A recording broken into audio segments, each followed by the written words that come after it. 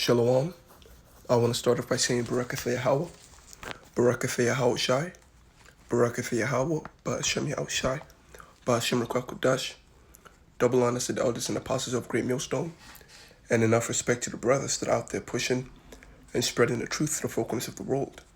Now, through the spirit and power of Yahweh, Ba'ashem Yahweh Shai, I found this video, which was posted literally an hour ago by Apostle Tahar, and it's titled COVID-19 Testing.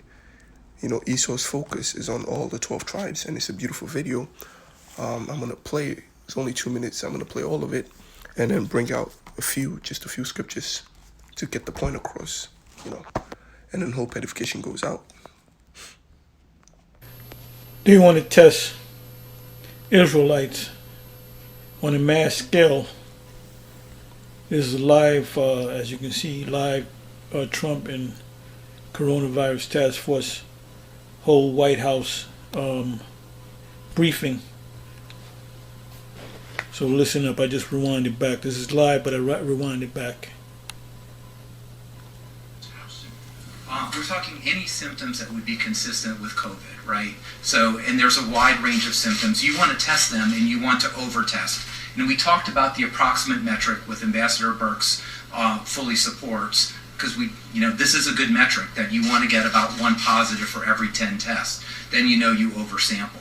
Second, and this is a really important part of the strategy, is because so many people are asymptomatic. There's no way that you can test enough people to pull one asymptomatic out of 300 people in the population. So the strategy with Ambassador Burks offered, and I talk to epidemiologists around the country, and they go, wow, I wish I would have thought of that, is to really focus on the vulnerable population where we know that the asymptomatic rate could be much higher than the rest of the population. And we are going to be focused, and this is what my office does, and during normal times, focusing on the underserved populations, particularly in inner cities and urban areas. They have a higher rate because overcrowding, they can't telework, they're subject to a lot of comorbid conditions. Nursing homes, we all know about nursing homes, and there's both symptomatic and asymptomatic spread. And finally, some of our indigenous populations in the Indian Health Service. So this is a very, very important layer that most of the models and people... You heard that? He said the intercities. He was talking about Jake. He's talking about Judah, Benjamin, Levi, and the Hood, and the Latin tribes. The Puerto Rican, Dominican, so-called Puerto Ricans, so-called Dominicans, so-called Mexicans. Jeremiah said Judah and Israel were oppressed together. And then he said a few words about senior citizen homes, and then he mentioned the indigenous, which is Gad and Reuben. Right. So their focus is on the Israelites. That's right. Because they know that we're the Israelites. And we don't know what's in that testing procedure, but it's just around the corner. Anyway, with that, Shalom, it's on to the next one. I'll put this up raw.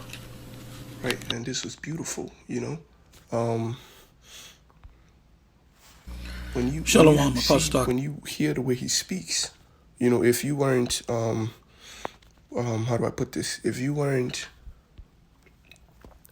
watching and listening spiritually, you will believe this man, okay? You will take comfort in his words, all right? You will be deceived, and you actually support him. You say to yourself, this is a good idea, but it's not. Okay, it's wickedness. He comes publicly and he speaks like he wants the best. He wants the betterment of everyone, and he looks and sounds so benevolent, but he actually isn't. All right, because the scripture, Ecclesiasticus chapter 12, verse 10, or Sirach, it tells you, never trust thine enemies, for as iron rusteth, so is his wickedness. Okay, he's naturally like that. The scripture says he's the father of all lies. He crafts lies like nobody else. He's good at it. That's his nature. That's what he's meant to do. Okay? And he's come for all the tribes. like the elder said, and he said himself, okay? Though he humbles himself and go crouching, yet take good heed, listen, right? And beware of him. And thou shalt be unto him as if thou hast wiped a looking glass, okay? Because when you take heed, his characteristics become clear to you, okay? And thou shalt know that his rust has not been altogether wiped away. Okay, that's why I said, if you weren't watching and listening with a spiritual eye, okay, with the scriptures in your mind, you believe him. Verse 12, set him not by thee, lest when he has overthrown thee, he stand up in thy place. Neither let him sit at thy right hand, lest he seek to take thy seat. And thou at the last remember of my words, and be prickled therewith. Who will, so like, I'm going to jump down to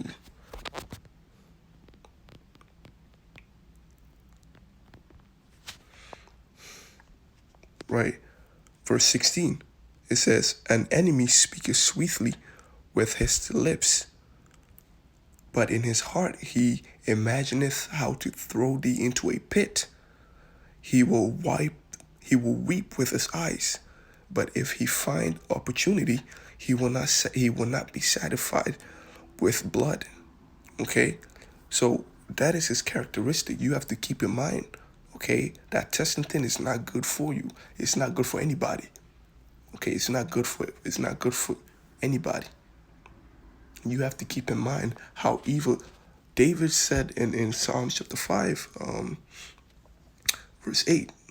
He said, lead me, O Lord, in thy righteousness because of mine enemies. Make thy way straight before my face. Verse 9. For there is no faithfulness in their mouth.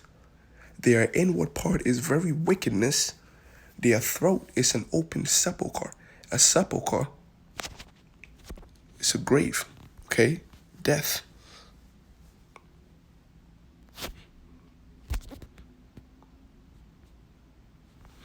Okay, the word sepulchre, grave, okay, tomb. All right, so that's their throat. Everything that comes out of them, every word that comes out of them is death, man. When you listen to them, all their philosophy is death. You will ultimately come to death. Death will ultimately be your judgment if you go along with what he says, if you believe him, okay? If you join onto him, if you cleave onto him.